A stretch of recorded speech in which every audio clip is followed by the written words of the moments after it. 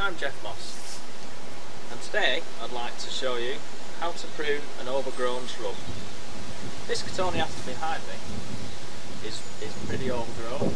As you can see, it's overhanging the lawn and it's getting mixed up in this cherry tree above it. So we need to bring it down in size and we need to bring it in and perhaps do a bit of thinning to keep the shape of the shrub. But we also want a nice shrub left by the time we're finished. We don't just want to cut it down to a lot of stumps. So first I'm going to start removing the larger branches that are getting tall and high up in the tree, and then we'll be able to have a look at the shape afterwards. So come back in a bit and have a look how we're getting on.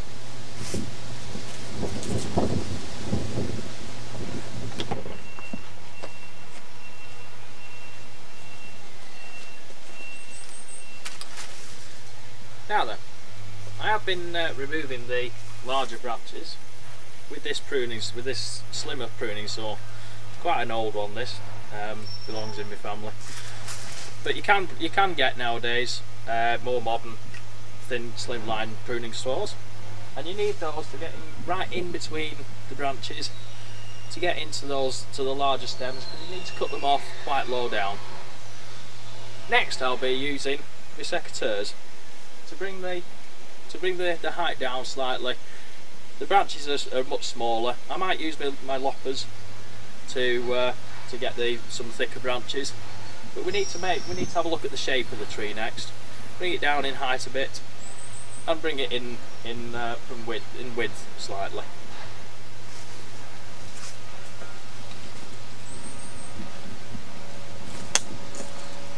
Oh, now I nearly forgot again.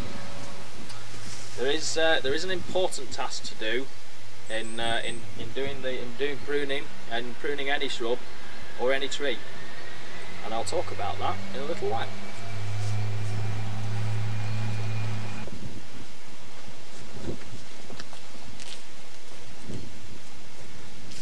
Now then, while I'm in the process of removing all the branches that I've cut off, there is an important task to talk about, which is the 4 Ds.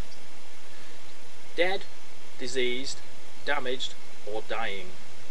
These are stems that could be any 4 of those, and it's important when doing any pruning to take out all those sort of stems to keep the hygiene of the plant good, and keep bad wounds to a minimum, and it keeps the plant much healthier then.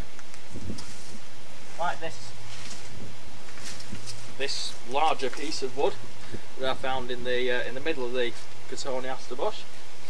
This is obviously dead and is beginning to rot down. It's providing quite a source of for infection and for insects and other pests to start breeding.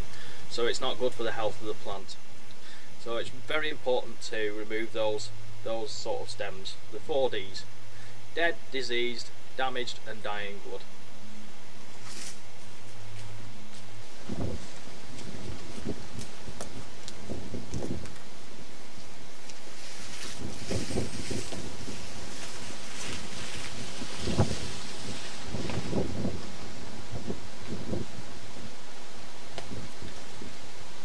So, I've finished the pruning now, and all I'm doing at the moment is removing the branches that are left.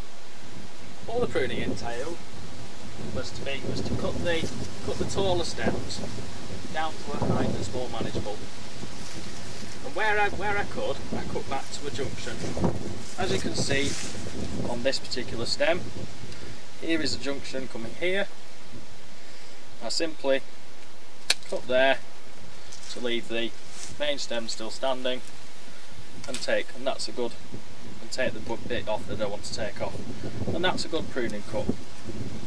Where I couldn't come back to a junction is where I would prune back to a bud. Here you can just see a bud coming out, and all I would do there is cut just above the bud and leave the main stem in place, and then the bud would then sprout a new stem, and that will help the shrub to regrow.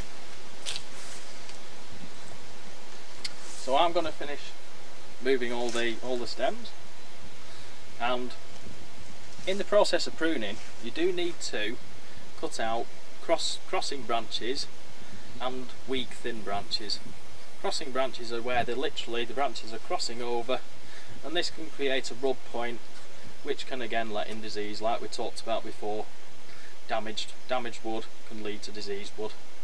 And also the weaker stems, they're not going to do a lot, and they're not going to be strong enough for the plant to be healthy. So they're best just to be cut back, either cut out completely or cut back to a shorter, to a thicker part of the stem, where they'll regrow and become stronger stems, because there's more light getting into the shrub. And now come back in a bit and you'll be able to see the finished bush.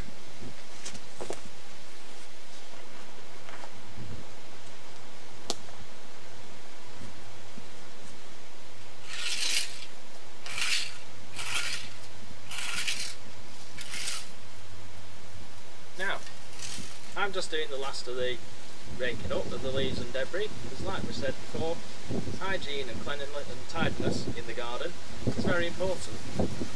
But as you can see now, the thorny aster is a lot better shape, it's easier to manage, and of course it's easier to get past with the mower.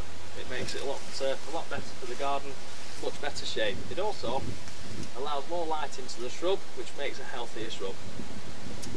So, if you'd like any more information on gardening itself or other gardening techniques, please look out for me, Geoff Moss, or my company Garden Visions on YouTube, or contact me through my website www.garden-visions.co.uk. Thank you for watching.